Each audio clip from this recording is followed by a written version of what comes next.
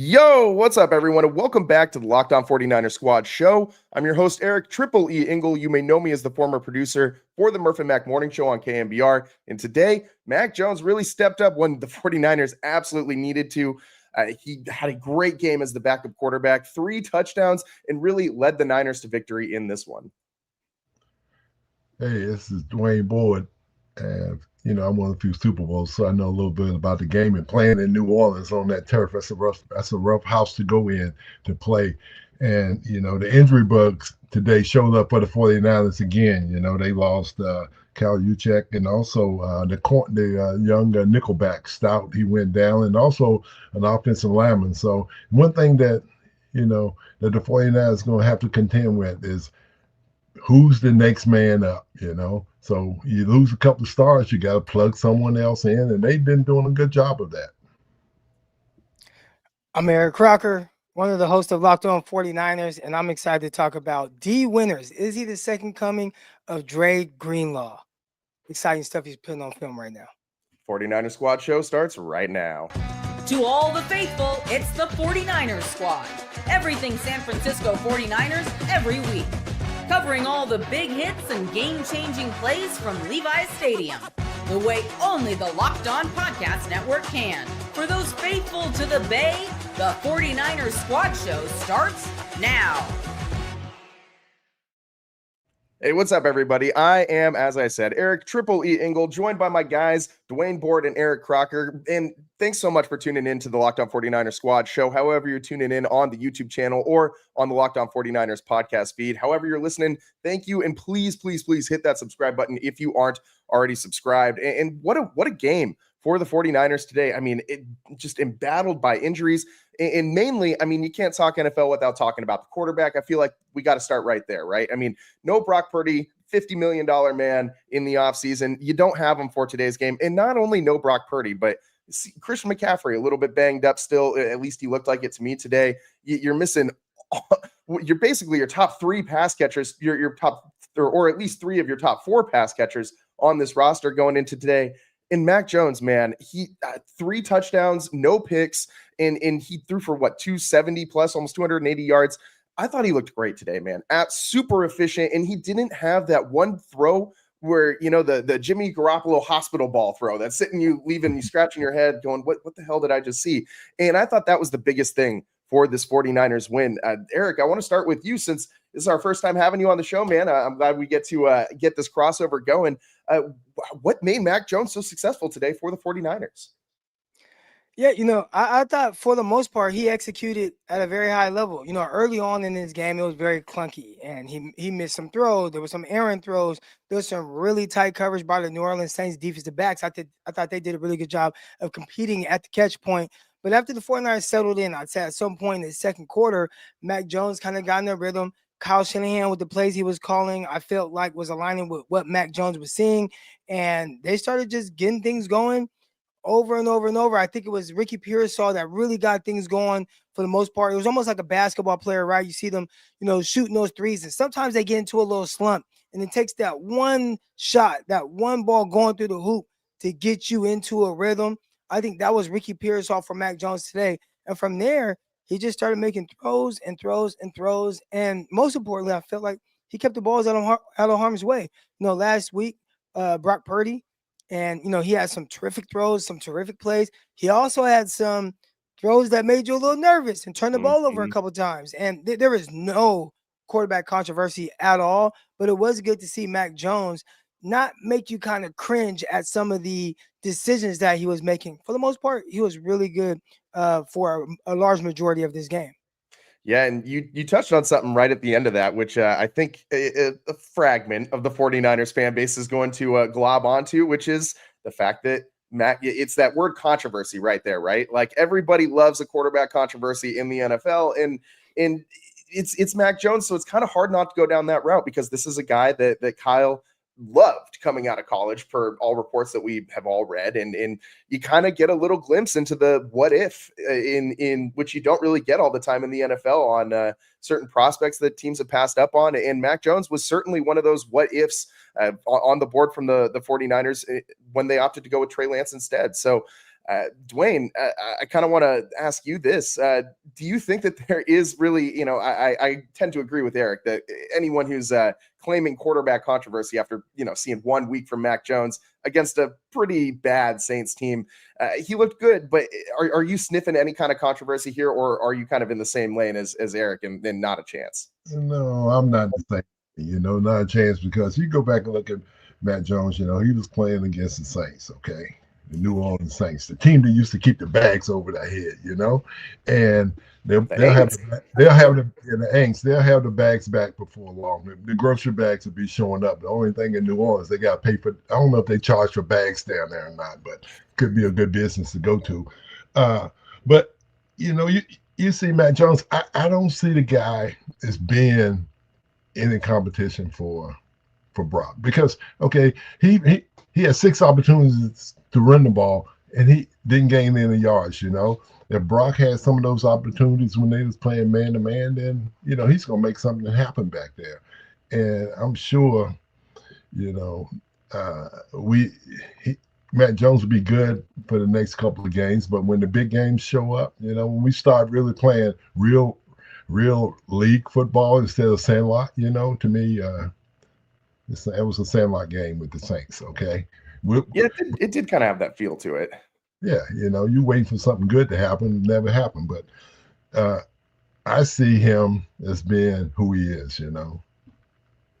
Yeah, and I think who he is a very solid backup quarterback. I think that you could do a lot worse as far as the backup quarterback position in the NFL. I mean, I think this guy could probably start for a few teams, maybe even the team that the 49ers played today, even though Spencer Rattler, I think, did have a pretty decent game. He took care of the ball very well, showed some mobility. He even put the truck stick on D Winters on one play. That was kind of impressive to me to see little Spencer Rattler, smaller than me, go out there and level D Winters. I mean, I don't think I'm doing that to D Winters. So props to Spencer Rattler. He's a tough dude, but ultimately just not enough talent on that Saints team, I think, right now. They're just very talent deficient. You saw their whole offensive game plan was basically give the ball to Kamara and see what happens. But ultimately, I think really, we'll talk about that a little bit later on, but really Mac Jones, I thought that he did everything that he needed to do, right? Like he hit all the throws, especially on third down, man. I was really impressed with what I saw from him on third down. 4 different third down conversions for the 49ers today on 3rd and 10 or more. That's super impressive to me, man. This is a team who I think struggles a lot to get those big chunk plays when you're missing guys like George Kittle. Christian McCaffrey's not 100%. You don't have Brandon Ayuk. It's something we talked about in the preseason a lot on this show, is where are the 49ers big yardage plays going to come from? How are you going to get chunk plays through the air without 3 of your 4 top pass catchers, with Robinson also being still suspended right now? I mean, it was kind of a question mark as to where this was all going to come from. And I think Mac Jones really showed you a lot today. And also, there were a couple drops in this one too. Jennings dropped a couple balls. He dropped one that was he would have had at least like 20 yards on it. That was one over the middle.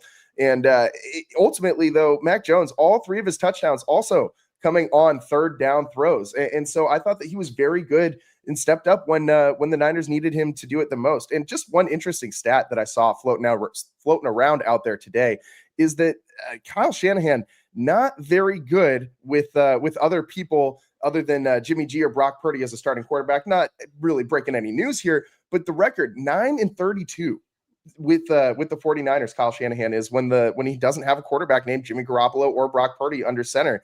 And so, I mean, a lot of those years, you're talking about the early years when Shanahan came over and the team was as a whole pretty talent deficient, not just at the quarterback position, but I think that's a good thing to see Mac Jones come in here and win with the squad. I mean, you're going to need him probably for a couple more weeks before Brock's back. So I think this is a very good starting point and gets you on the right foot. And hopefully you can carry this over into next week when the 49ers finally play a home game and they get the Arizona Cardinals, another division matchup super early in the season. So we're going to, after next week, you'll be 3 weeks in, two division opponents in the first 3 weeks. It's very important for this 49ers team to continue their hot start. And that was something that Dwayne really pointed out earlier on in the preseason is this team. It's imperative for them to start hot. They only face or they don't face a playoff team from last year until week 6 of the season. So a lot of opportunities for the 49ers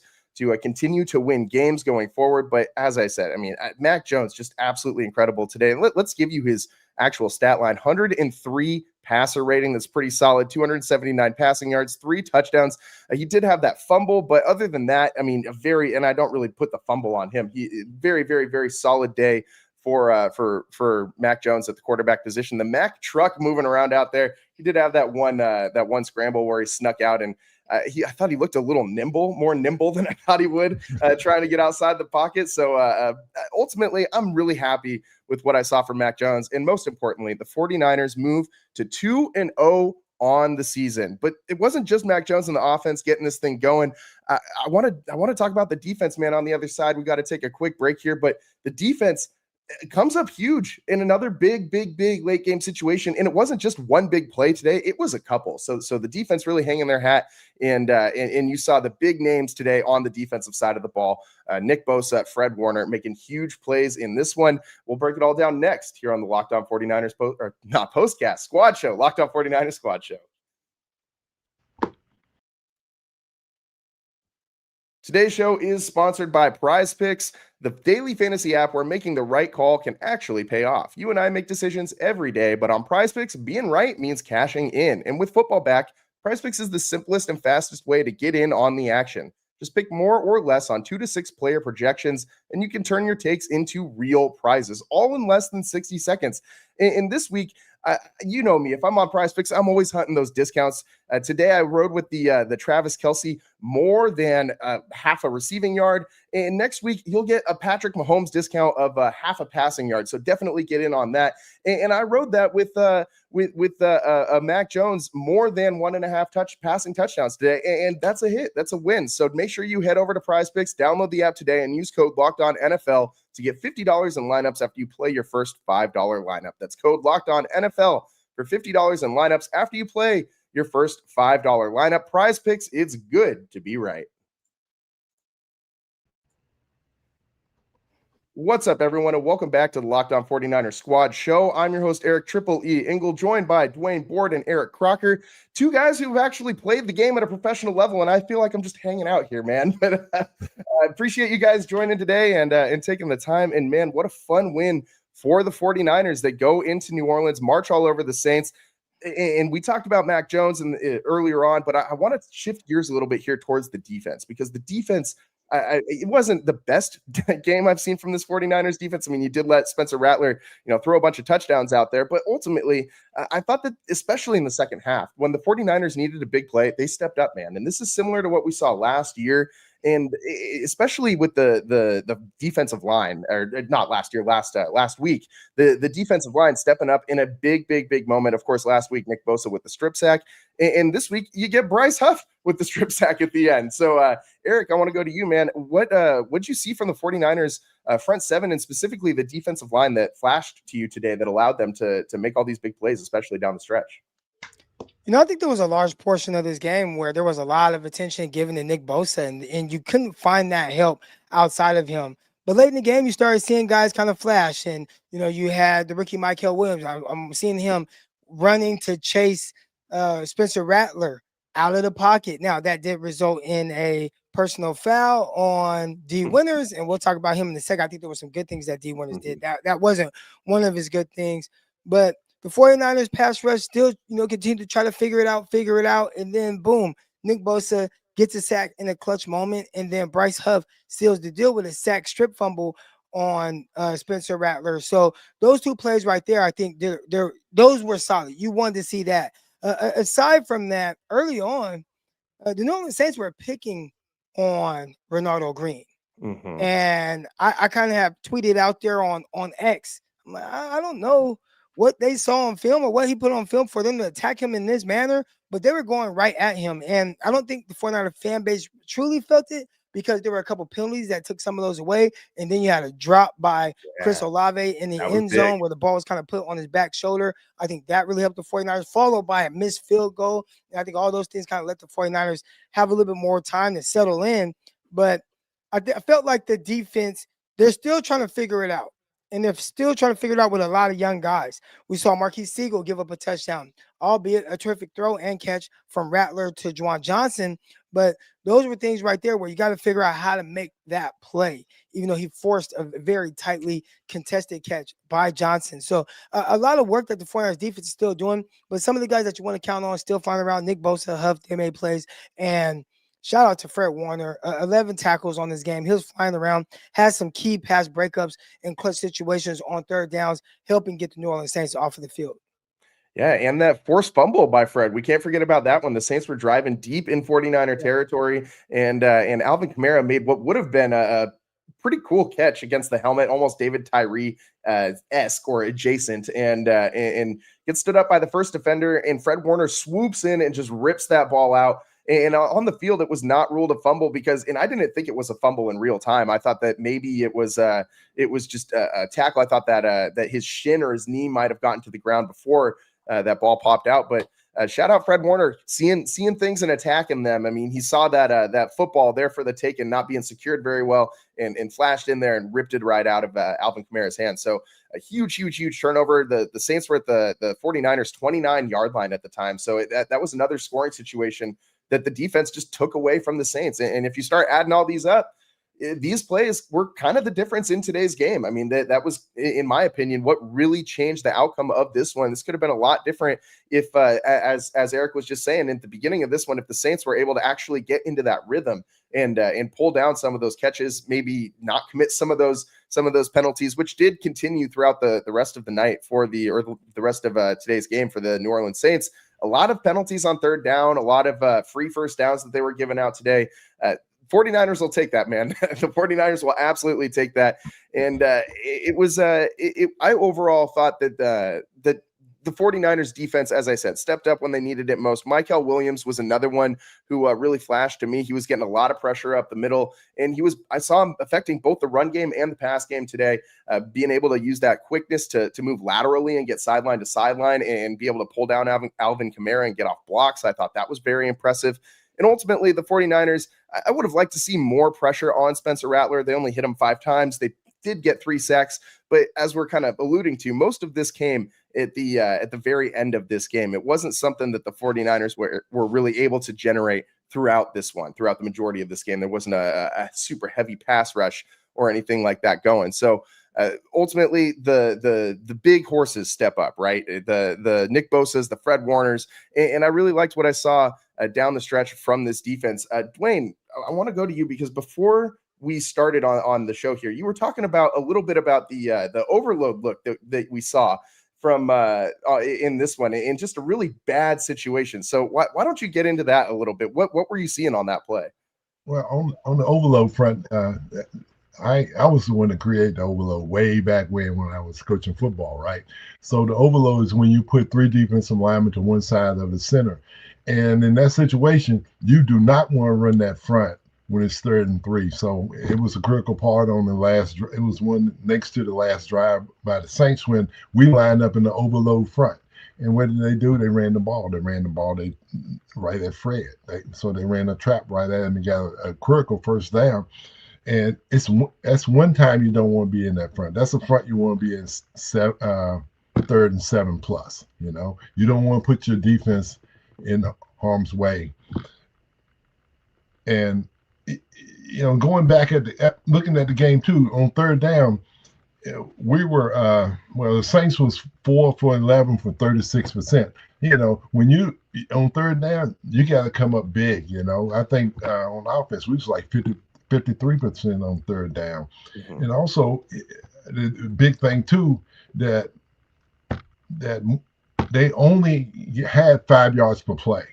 They averaged 5 yards per play, which is great. You want to be under 6 yards.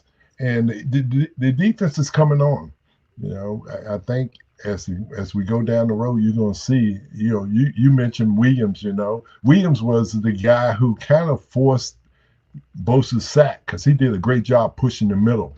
And I thought the tackles did a great job of holding down the inside in the run game against the Saints. But I think they averaged 4.6 yards a carry, which is a little bit high. You want to be somewhere around 3.5 yards. But all in all, it's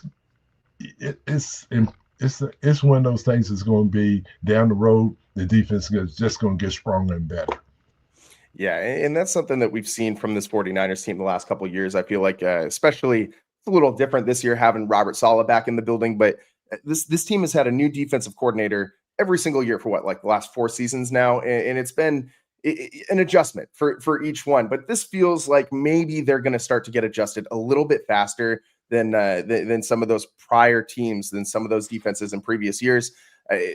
We've talked about this before. It's Robert Saleh's system that the 49ers have been running the last couple of years, just with some tweaks. And you're bringing in guys from the outside to try and run a system that maybe isn't their preferred system to run as a defensive coordinator. But now you got the guy who made the system back in the building, and everything just seems like it's starting to sync up, right? Like this defense looks a lot better. And one main thing that I always look for with Robert Saleh defenses is linebacker play, because this guy to me feels like the linebacker whisperer. I mean, we saw the birth of Dre Greenlaw becoming what he is today in the NFL, I think in large part due to Robert Saleh and what he was able to do with him alongside Fred Warner. I don't think Fred Warner is the same player he is today without having the foundational aspects of Robert Saleh and what he does defensively kind of in his brain. And what Eric teased at the beginning of the show, man, D Winters, again, flying around today, especially early on. He just looks so fast. He looks so much faster, so much more decisive this season than he did last year. This guy, we know that he has the foot speed, right? But I'm talking like reaction time speed. This guy seems like he knows where he's supposed to be, when he's supposed to be there, and when he can just absolutely sell out on a play to go try and blow something up. And I love what I saw from him today. Eric, you teased it at the beginning of the show. D Winters continues to impress. What impressed you the most today from D Winters? I think some of the third down stops, just the, I heard, and I actually use this phrase as well with my kids, but Robert Saleh, I heard him talk about leak yardage, right? Now, this is years ago. This might be 2017, 2018. And it's like, oh, giving up too much leak yardage. I'm like, what's leak yardage? And essentially it's, when you go to hit a guy, is he getting any extra yards after contact from there? And a lot of times that makes a 3-yard gain go to a 5-yard gain or a 6-yard gain, right? Putting the offense in a more manageable situation. Well, when I was watching D Winters today and third down, they're throwing the ball and they're short of the sticks. Any leak yardage, they end up picking it up. But he was getting guys down right there where he initially hit them.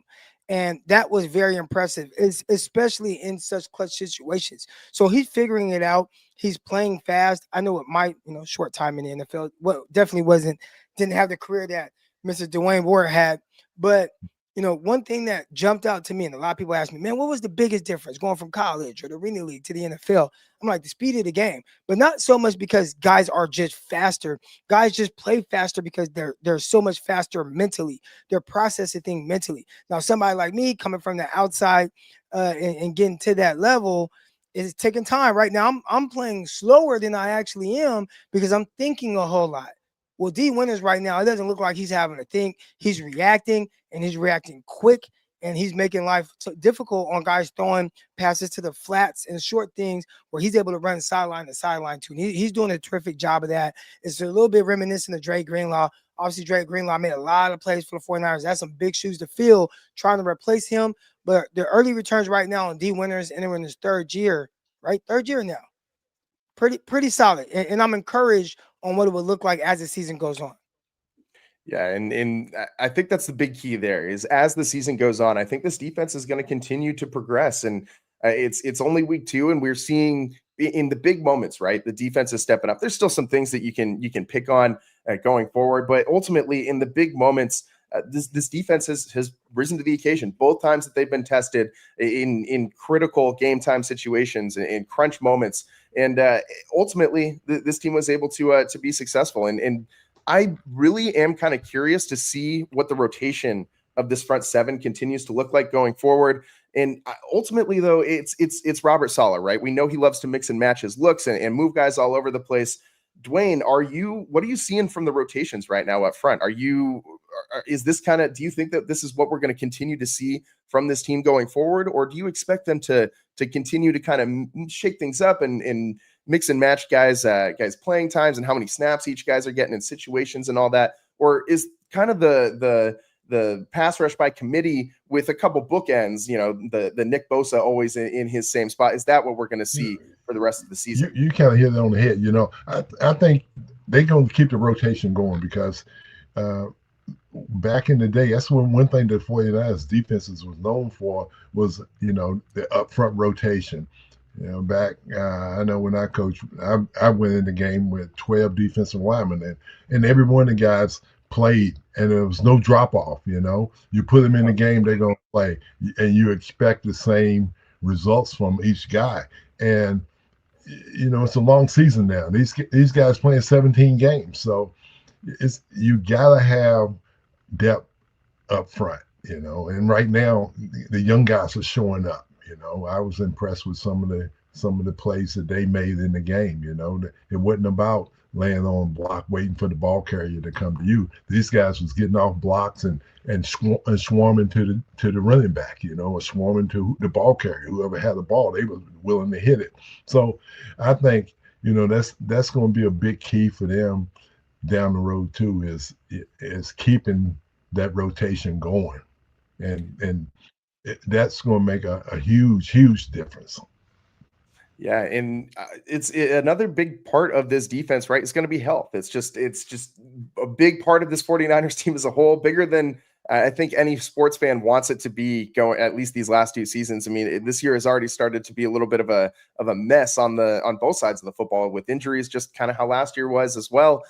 But the 49ers right now seem like they're doing a pretty good job of kind of, quieting that storm and just trudging on through the injuries. And you had a few more today. Upton Stout gets injured. I thought he also had a very good game before he got hurt. He had that flashed in for that sack in this one as well. He also had 4 solo tackles, 5 total, 2 tackles for loss or 1 tackle for loss, 2 for Michael Williams. I'm mixing up my lines here, but yeah, Upton Stout I thought has been very good for this team, and so has all the other young guys that they drafted in hopes that they would be able to make an immediate impact. Guys like Michael Williams and Siegel as well. He's been very, very good. So the 49ers have got a lot of help from their young guys. I thought Alfred Collins, even though he didn't get a ton of playing time today, I thought he was pretty decent too. He had a quarterback hit in this one, put some pressure on Spencer Rattler and the Saints. And of course, you just have it's a whole cast of characters up there, right? Like Gross Matos, I saw him in the backfield several times today as well, even though the box score doesn't really reflect that for his day. I really liked overall what I saw from this defense. And going forward, I think that's going to have to be what carries the 49ers through some of this stretch where you have all these injuries on offense and guys missing, right? Like until Brock Purdy and Brandon Ayuk come back, who knows if Christian McCaffrey is actually healthy at this point. To me, he did not look very good out there. And why don't we talk about this next on the other side? Because I feel like there's a lot of meat on the bone here with with all these injuries. Dwayne, you kind of teased it earlier on at the start of the show. So why don't we take a quick break here? On the other side, we'll get into all these 49ers injuries and how this team can keep themselves afloat while they handle them. That's coming up next here on the Locked On 49ers Squad Show.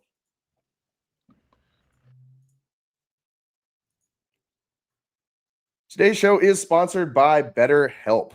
We all turn to some funny places for advice, your barista, your barber, maybe even a random stranger in the bathroom. But not everyone is the right one when it comes to real support. That's why BetterHelp is here. With over 30,000 licensed therapists and more than 10 years of experience, BetterHelp helps you find the right match, someone clinically trained and credentialed to guide you through life's challenges. It's so easy. I mean, you can just do it literally right from your couch. No more excuses of, oh, I can't get there today. It conflicts with my work schedule. I mean, you can do this literally at your own convenience. Everybody needs help sometimes. We're not all too good for therapy. I think that it helps virtually everybody at various points in time in life. So don't be afraid to try it out. Check out BetterHelp. And as the largest online therapy provider in the world, BetterHelp can provide access to mental health professionals with a diverse variety of expertise. Find the one with BetterHelp. Our listeners get 10% off their first month at betterhelp.com/lockedon. That's help, HELP.com/lockedon.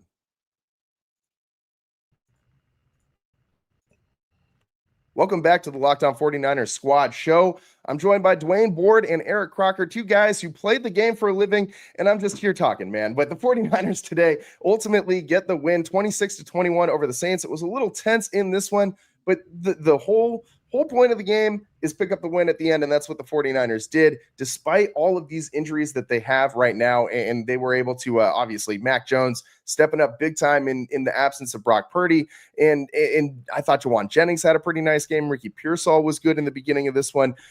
Christian McCaffrey, far, far, far fewer touches today than he had in week 1. And he looked not as explosive to me in this one. I mean, he had some certain runs where I'm thinking of one specifically that he had up the middle where he only had the safety to beat, and he wasn't quite able to get around him. And I think a healthy Christian McCaffrey maybe breaks that one for a touchdown. He just didn't seem to have that same big play explosiveness that he usually does. So Eric, are you seeing the same thing? Are these injuries around the 49ers and especially to Christian McCaffrey, are you seeing any signs of McCaffrey slowing down or still being injured, or does he look okay to you right now?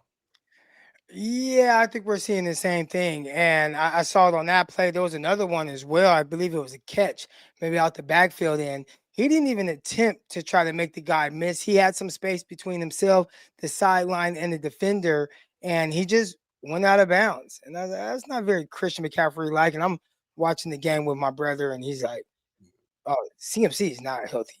Like, there's something going on with him. Now, my brother's a Steelers fan, so he's not even a 49er fan, but he's just watching the game. He's like, that didn't quite look right. So there may be something there. Obviously, he's been dealing with this calf issue. We saw last year he had the Achilles issues on both Achilles as well. So, and then we saw the type of season he had, not the greatest season, even when he was playing. So there could be something there where either there's some chronic issues going on.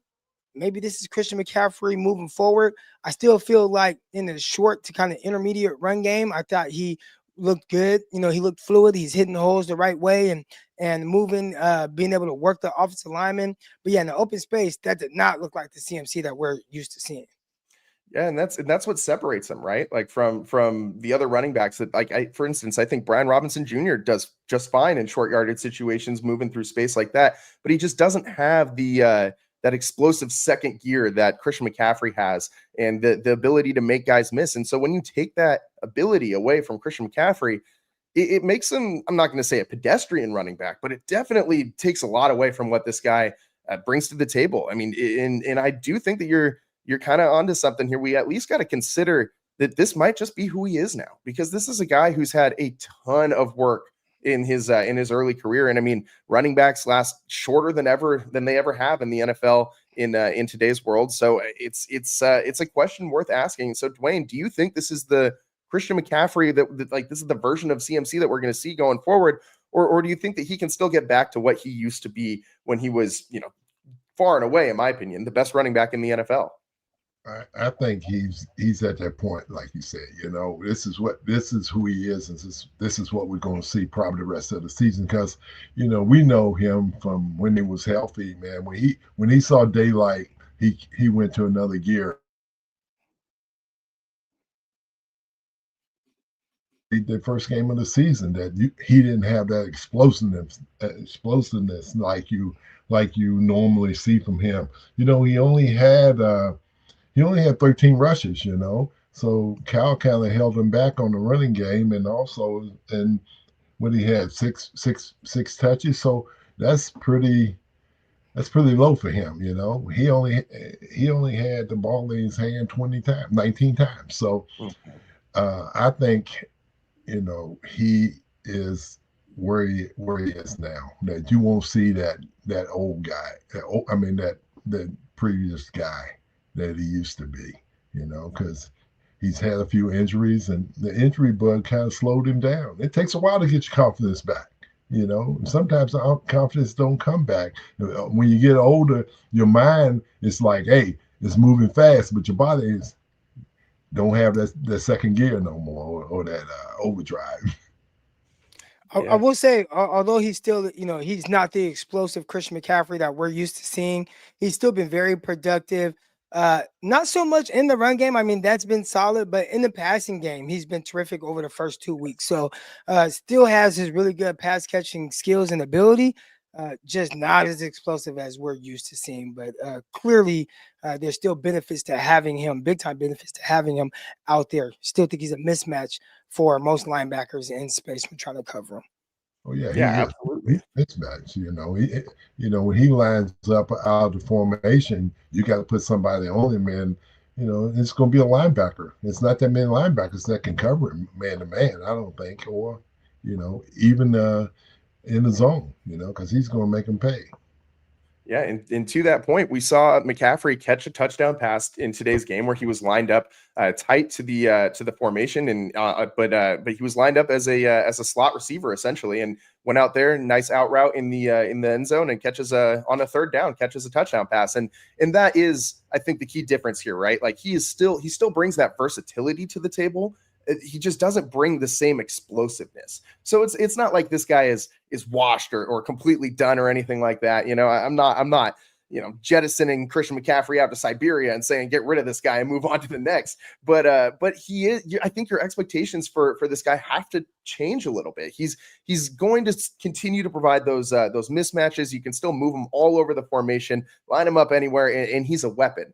But he's not necessarily that same strike fear in the heart of everybody on the defense whenever he touches the ball kind of guy that he was, I think, a couple of years ago. And I think that changes just the makeup of this 49ers roster. Like you could kind of guarantee yourself you would get at least one just huge, massive, monster gain from Christian McCaffrey, at least one a week. And now, I mean, you're still going to get he's still going to help keep you on pace. He's still going to keep the offense on schedule. He's not going to get a lot of negative plays. He's very good at blitz pickups and things like that, and pass protection as well. So he's obviously going to help this team when he's still one of their better players. It's just, he's not that, like, if we're going Madden ratings, he's not that 99 overall anymore. He's more like a 90, 93, maybe, I would say now. But that's still obviously going to give you production, top tier production in the NFL. It's just not quite the same as what it used to be as with the big play capability. But I think the 49ers can still win games with this version of Christian McCaffrey. I don't see any reason why this offense needs to have all of their big plays come from Christian McCaffrey. You've seen Ricky Pearsall step up. You've seen Jawan Jennings. He had a 42-yard touchdown today. Step up. And these big explosives are coming from guys not named Christian McCaffrey, which I think is a very good sign for this offense. And just going back to the injury bug, though, Dwayne, you were kind of talking about this at the beginning of the show. The 49ers pick up some more injuries today, some all over the place, right? They on both sides of the ball. So how do they continue to kind of move forward through navigating all these injuries next week against the Cardinals? Well, most of the injuries, they're serious injuries. The one with Cal is a serious injury, and the one with Stout too. But it's next man up, and we saw that with this week when as they brought in the tight end in, and what did he do? I thought the tight end did a great job blocking. He's not the downfield threat that you would like, but he did a good job blocking, and that added to the run game this week, But it's always going to be that in the NFL. You're going to have guys getting hurt, and you don't want all your stars out at one time. You want to try to get some guys back, And Purdy, he's probably out another week. Have you ever had a dislocated big toe? Man, that hurts me. Yeah, Dwayne, we were just talking off air a couple days ago about those toe injuries and how it seems like something so small, but it can really just take you out, man. And it's not the only quarterback with a toe injury. Joe Burrow picked up a toe injury and wasn't able to return this week. So it's not like just a Brock Purdy thing. I mean, this happens. Turf toe is a tough injury that goes through the NFL. Every year, you always have a handful of guys who have that same injury. So hopefully it won't keep him out too long for this season, but definitely very, very, very painful and not very fun. Crocky, have you ever had like one of those minor, like just nagging injuries that just would not let you get back out there? And you're just sitting there thinking to yourself, man, I should be able to play through. Like, what is going on, man? Nah, fortunately for me, I never did, and I don't know what it was. I think some of the injuries that people get, obviously it could be just the physicality of the game, of course. But for me, I feel like I wasn't fast enough to pull like hamstrings or quads or anything like that. There were times where I got banged up. I feel like my biggest injuries came in the off season, so I didn't have to deal with missing a game. Broke my jaw one year in junior college. Got hit doing that was at my university. Got hit doing a punt return in practice. I wasn't even supposed to be live. Another time, I got elbowed here and broke my orbital socket during practice and had a concussion and missed some time. But for actual games, I never missed a game until my very last year playing, where I had a high ankle sprain. So nothing that was like nagging, like a toe sprain or anything like that made me miss any time. We gotta get some of your injury luck and transfer it right and just inject it straight into the veins of every single San Francisco 49er, man, because this team cannot stay healthy, man. I mean, today you were just talking about concussions. Kyle Juszczyk comes away with a concussion. And Dwayne, you talked leading into this week about how you thought Juszczyk was going to be very pivotal for the 49ers run game. And especially with George Kittle out, you needed another guy to kind of help set that edge and block. And first half, you get Juszczyk going out. And I think you're onto something there, man, because the 49ers only averaged 3 yards per rush today, 26 attempts, 77 yards. So without Juszczyk, I mean, if he has to miss time next week and without Kittle going forward, at least predictably for the next, he's on IR for the next couple games. Dwayne, how do the 49ers run the football at a better rate than a 3 yard per carry average if you got Juszczyk missing some games with that concussion? Well, you're going to have to come up with some kind of scheme. One thing that's tough for defenses is when teams use, 3 tight ends. Just get into a 3 tight end formation because, when they see a heavy front like that, then you gotta mix up your defense a little bit. And then if you can spread them out, I remember John Gruden used to run a lot of three tight ends, and because he wanted to get the slow guys on the field. Because when teams come out with 3 tight ends, you're gonna put all your big guys on the field, and then they spread you out, and then you gotta cover these guys. But I'm sure Kyle will find a way to make something happen in that run game, because that run game sets up his play action pass. If he doesn't have the run game, you don't have no passing game, and it'll be hard on your quarterback too with no play action pass. Yeah, and Crocky, same question to you, man. What do you think this 49ers offense needs to do to kind of get that run game going? We didn't see a very efficient run game in week 1 either. The 49ers for the season just kind of look like they're running in place a little stuck in mud type running. Maybe some more Brian Robinson Jr. touches. I don't know, man. What do you think is the recipe to get this run game going? Yeah, and Brian Robinson Jr., I mean, he's getting touches for the most part, right? I mean, we're used to seeing Christian McCaffrey come off the field for one play, and then a reserve running back comes in, and if he doesn't get the ball, he's not getting any extra carries. All right, so we saw Robinson today, 6 carries. We saw him last week, 10 touches, 9 carries. All right, so they are getting him involved early in his game and often. I believe he actually started for the 49ers at running back coming out at halftime. I'm like, seems he hurt. He was just getting a little bit of relief, and Kyle Shanahan doing a really good job of making sure that he's not overusing his running back. But as far as getting things going, I think some of it is just the, offensive line getting things going and really building that cohesiveness. Running a lot of that zone and stuff they do, it's everyone working as one unit. And as of right now, just the way things are going in preseason, I mean, how many reps are these guys getting together in live action, in like real live games? I'm pretty sure Mr. Dwayne here could tell us, when he was playing, guys played in the preseason and they were getting those reps and they kind of prepared them for the season. You're not seeing that anymore. So I'm hoping that the 49ers are just kind of taking the first quarter of the season to build some continuity with that run game. And then from there, they can continue to kind of get back to what we've seen them be, which has been a very efficient running offense. But right now, we're just not seeing that. Yeah, and Dwayne, what is it like when you have not a full preseason to get that cohesiveness? I mean, do you see a big difference? I mean, both as a guy who played and as a guy who coached in more modern times in the NFL, do you see a big difference in just preparedness, in cohesiveness in groups like specifically the offensive line and I know you're a defensive guy, but you're seeing all that stuff on the field either way. Do you think that there is a significant drop off in the preparedness of these units going into the NFL season with the condensed preseason nowadays? Yeah, I think it's a big drop off, because back in the day, we had 4 preseason games, and the starters are, they always started at least 3 preseason games. The only time the starters didn't play was the 4th preseason game, but now they got 3 preseason games and none of the starters really play.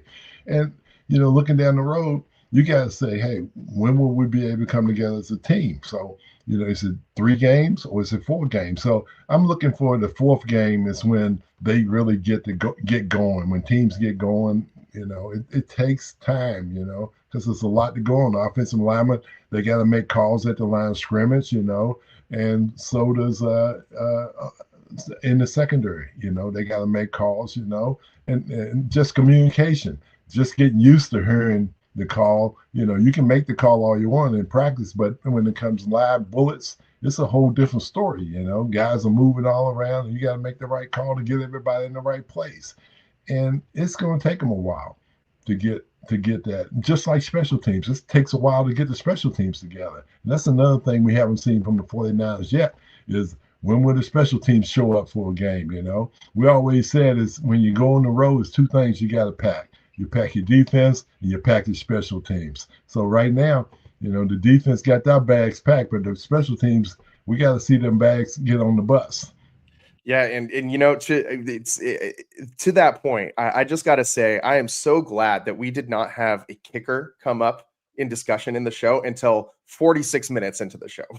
I'm just so grateful that we did not have to first segment talk about some BS with the special teams and kicking unit. I mean, I'm so happy and just relieved. I feel like a sense of lightness right now.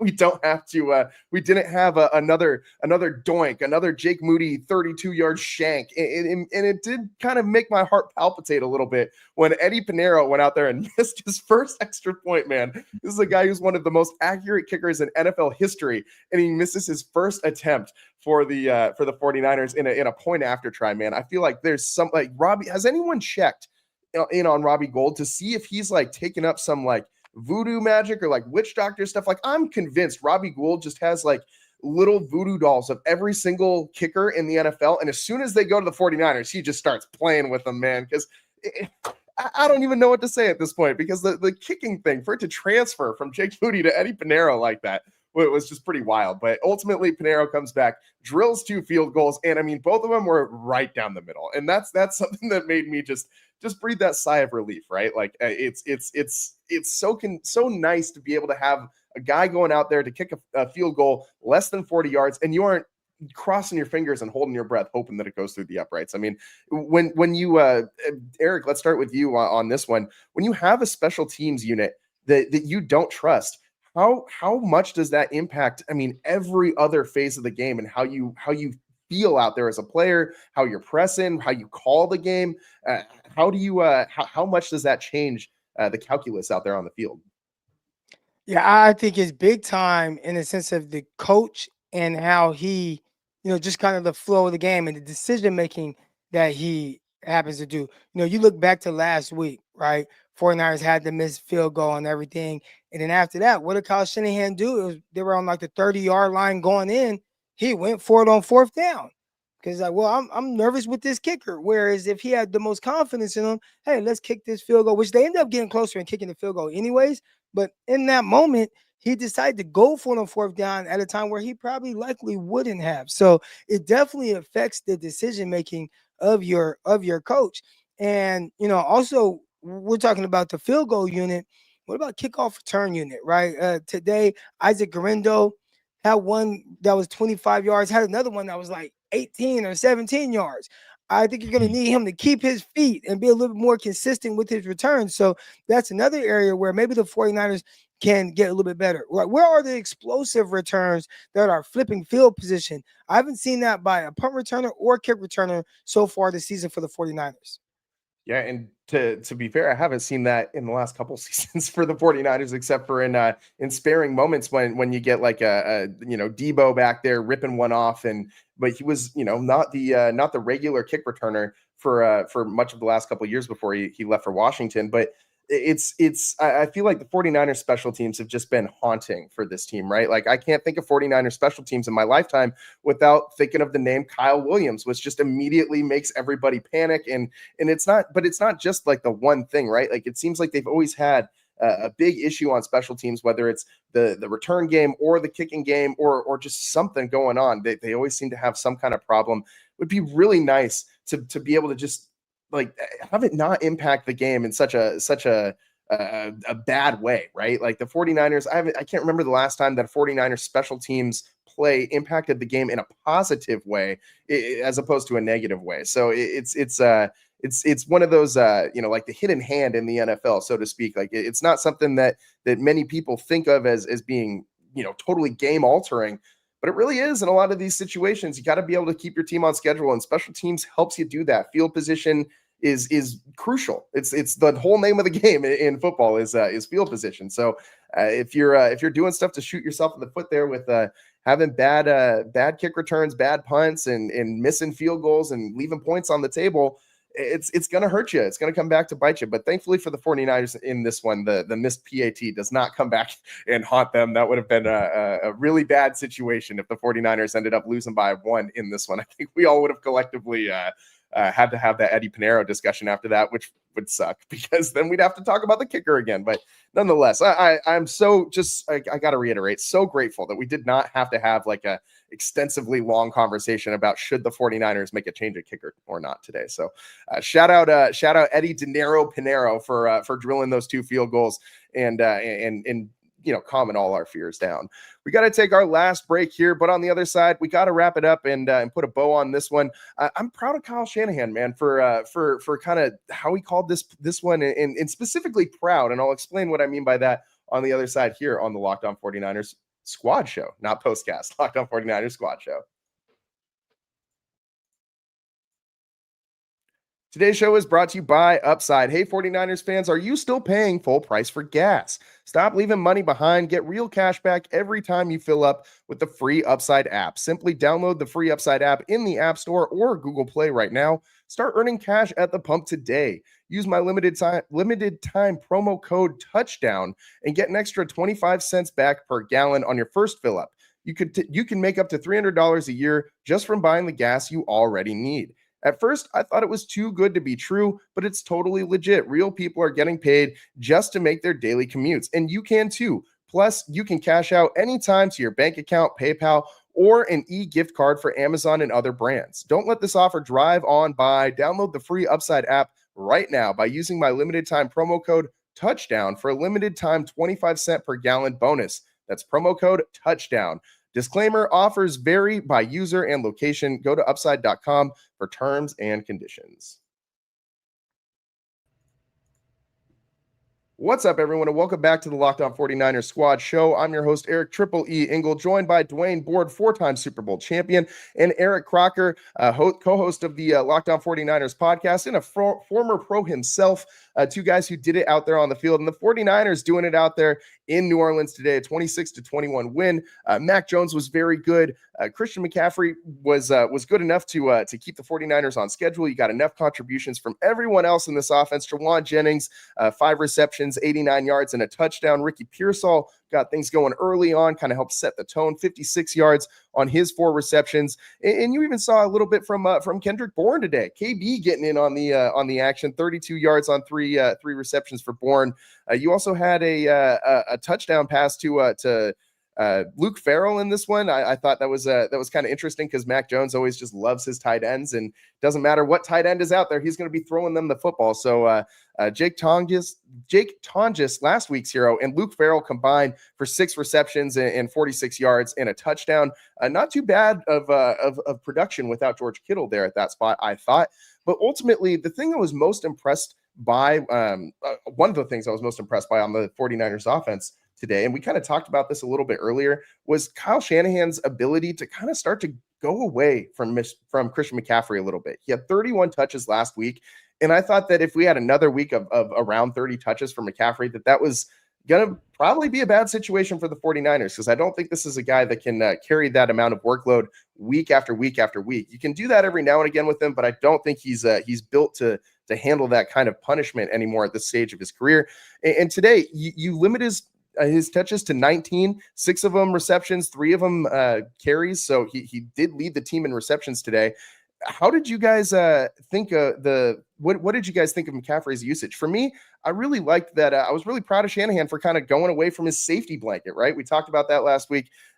His safety blanket has always been Christian McCaffrey. Like when you got a kid and you got to, go run an errand, and that kid just always wants to have that one stuffed animal or that one blanket with him. It's just like, man, can you just leave this at home just for one day? Like, this is the simplest errand. I know we can do this without you needing the safety blanket. And that's kind of what the New Orleans Saints felt like to me today, right? Like, this was just the daily errand the 49ers needed to run. They can beat this team without the damn blanket. That's kind of what I was thinking today. So what did you guys think of Shanahan's play calling, his usage of McCaffrey versus his usage of other stars, other ways to distribute the football? Eric, I want to start with you. What do you think of Shanahan's usage of McCaffrey today?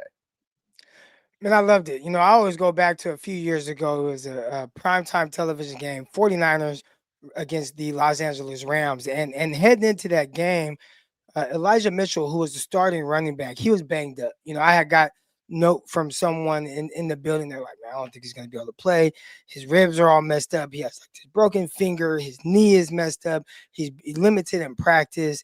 And not only did he play, but in a double-digit win, like the 49ers won by like 21 points. I think it was like 31-10 or something like that. So the 49ers won by 3 scores. He carried the ball 27 times.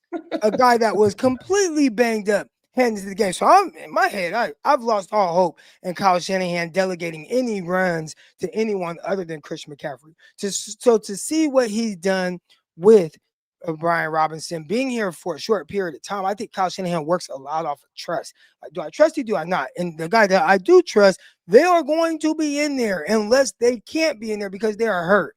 And to see Christian McCaffrey being out there and Kyle Shanahan say, you know what, let me take care of this guy and take some of the pressure or load off of his shoulders and let me put it on the other guys, because you know what, they're actually in the NFL and they can play football too. I love it. I love it. I love it. And again, he consistently has done it with Robinson. I mean, just, you guys don't have to believe me. Go look at the stats and look and see when's the last time a running back other than his starting running back had 10 touches in a game. I'm not sure it's ever happened in his entire tenure with the 49ers. That happened last week. Didn't quite happen this week, but we definitely saw Robinson contribute in the run game, and he also caught a pass out the backfield. Yeah, and just to your point there, you had 13 Christian McCaffrey rushes today. You had 13 rushes from guys not named Christian McCaffrey today. So a lot of balance in that rushing attack. I mean, granted, some of those were just scrambles by Mac Jones, but you had more. Just as many guys running the football, just as many times as Christian McCaffrey did today. So I thought that was a good thing. And yeah, I mean, we rarely see Shanahan go away from a guy like that, especially when he's working. And today, McCaffrey, 55 yards on 13 carries, not his most explosive day, but I mean, he had a 4.2 yard per carry average. Like, he did not look bad back there by any means, and he did not look, overtly injured or anything like that. So I do think that is a little interesting point. And also, Crocky, I gotta tell you, Brian brought that exact thing up on our last show. He was the same Eli Mitchell game, and he referenced you when he was bringing it up. He said Crocky always loves bringing this game up whenever we talk about the usage. I think it just paints the picture exactly. It's just a clear moment where this guy is so hurt entering this game, and it doesn't matter. You're getting the rock. So to see a guy like CMC who's coming back and he's trying to be healthier, and Kyle Shanahan delegate touches, man, I love it. And it's like that he has shown a lot of growth in that department. Absolutely. And so just a couple minutes here left in the show. I just want to get lasting thoughts from both of you before we wrap this one up. So let's start with you, Dwayne. What is just the lasting feeling that you're getting from the 49ers after this one? They're 2-0. They're banged up, but they're rolling a little bit right now with who they got, with the healthy bodies. So what's the overall vibe that you're feeling after this one, Dwayne? I'm feeling that, you said it, as each game goes on, you're going to see improvement, okay? And that's what I'm feeling. I'm getting the vibe that, hey, they're going to keep getting better and better down the road. And right now, the schedule is letting them get better. They don't hit the meat and potatoes until, you said, what, week 6? when they Week 6, the first time that they play against a team that made the playoffs last year. Yeah, so hopefully, they'll hit the stride at week 6, Everybody will be healthy, everybody will be in play together enough. And, after that week 6, the schedule gets tougher, right? So that's what I'm looking for. I'm looking for them. And when week 6 roll around, they got to be at their best. And Eric, last thing before we get on out of here. Same question to you. Vibes. What are the vibes of this team that you're picking up on right now? Yeah, I think you feel a lot more confident about it after today. I felt like offensively kind of getting a little bit more in the groove. Last week, very clunky. There were some turnovers there. You obviously had the one turnover today, but it felt like they started to get a little bit more in the groove. And you have a lot of guys that are contributing that you weren't having to count on. There's no George Kittle out there. Obviously, there's no Brandon Ayuk out there. Juwan Jennings a little banged up, and even on certain plays I watched, I'm like, not running 100% like you would like to see it. I think that happened earlier in the game. So we're going to continue seeing guys. Hopefully they get a little bit healthier, and getting a little bit more and more of a groove offensively, especially when Brock Purdy returns. Yeah, I think that's a good word for it. Groove. That's kind of the same vibe I got from the 49ers today, right? Like less just like bad passes where you're like, what is he seeing out there? And a lot more just like keeping the offense on schedule in a rhythm and just kind of smoothing over some of those issues. No missed field goals today. So it's just a little bit of a tighter game, a smoother game, a little bit more, a little bit more clean as far as the actual play on the field. Penalties, I think could use some improvement, but the 49ers got caught for a few in some key situations, but ultimately the Saints did too. It wasn't like it was a one-sided thing, but ultimately in this one, a lot smoother than it was in their last outing. So 49ers come away with a win in this one, march all over the Saints 26-21 out there in New Orleans. And the 49ers got a home game next week. Finally, you come back home. You play your first game at Levi's of the 2025 NFL season, and you're taking on a divisional opponent in the Arizona Cardinals, who don't sleep on the Cardinals, man. Like, this team has improved over last year. They always seem to play the 49ers tough, especially at Levi's Stadium. So we'll see how that shakes out next week. But for today, thank you so much to my guys, Dwayne Board and Eric Crocker, for joining today. Eric, the first time that we've done a show together really was a good time, man. Hope that we'll get you in for a few more as the season goes on, and maybe we can steal you away from Brian every now and again. Nah, definitely, man. I had a lot of fun on here talking 49er football. It's always a good time, man. So that's all the time we got for you guys today. I'm your host, Eric Triple E Engel, joined by Dwayne Board, 4-time Super Bowl champion Dwayne Board, and Eric Crocker, co-host of the Locked On 49ers postcast. And we'll be coming to you live later this week on Wednesday, as we always do for our midday show. We'll see if we'll probably have Brian back for that show with me and Dwayne. So we'll get it going, but you never know. Maybe Eric might make a special appearance. So tune in this week. And thanks so much for everyone who checked out the show today. Appreciate you all. It's all the time that we got. We'll see you next time. Peace.